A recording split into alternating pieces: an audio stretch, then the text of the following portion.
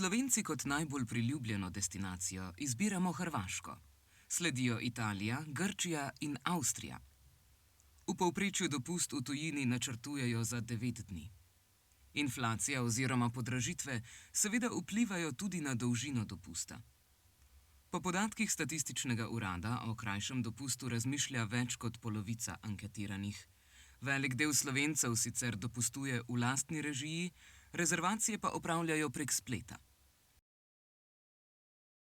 Slovenski gost je zahteven, zato je vse precej lažje, ko navdušiš našega gosta.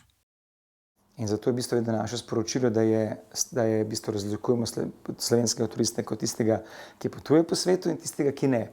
Tisti, ki potuje po svetu, zna ceniti, kaj imamo, je zadovoljen in se veseli tega.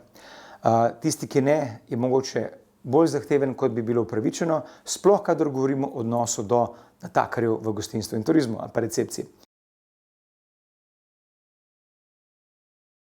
Turistično dejavnost pesti pomanjkanje kadra. Turistična zveza je ena glavnih promotork domačega turizma. Slovenija je majhna, a ponuja zares veliko. Na turistični zvezi še posebej priporočajo odkrivanje destinacij in dogodkov s potencialom. Eno je Koroška, drugo je področje Kolpe, tretje so pa vsi dogodki, ki jih lokalno ustvarjajo turistična društva ali pa lokalne skupnosti in veselice. In v bistvu to je ena taka fantastična zgodba. Jaz sem vesel, ker so mladi to zdaj odkrili in tudi zdaj danes je že glavna zgodba, da greš na veselico. To pomeni, da se vračamo tja, kjer se družijo ljudje. In v Sloveniji premalo izpostavljamo to bogatstvo teh dogodkov. Turizem se je vsekakor spremenil, vse bolj so priljubljene nove oblike turizma. V ospredje prihajajo izkušnje in doživetja. Vedno več ljudi želi dopust preživeti aktivno, zato sta v ospredju predvsem pohodništvo in kolesarjenje, ki postajata obliki turizma. Leto 2025 se bo v zgodovino zapisalo kot še eno uspešno leto slovenskega turizma. Stabilna zmerna rast je privedla do najvišjega števila prihodov in prenočitev turistov doslej. Avgusta, ta velja za vrhunec turistične sezone, smo imeli nekaj več kot 1,2 milijona prihodov turistov in pa približno 3,3 milijona prenočitev, kar je največ doslej, se pravi najbolj uspešen mesec doslej. Zadnja leta sicer beležimo rekordne številke in zaenkrat tudi za letos kaže, da bo turistična sezona še bolj uspešna od lanske.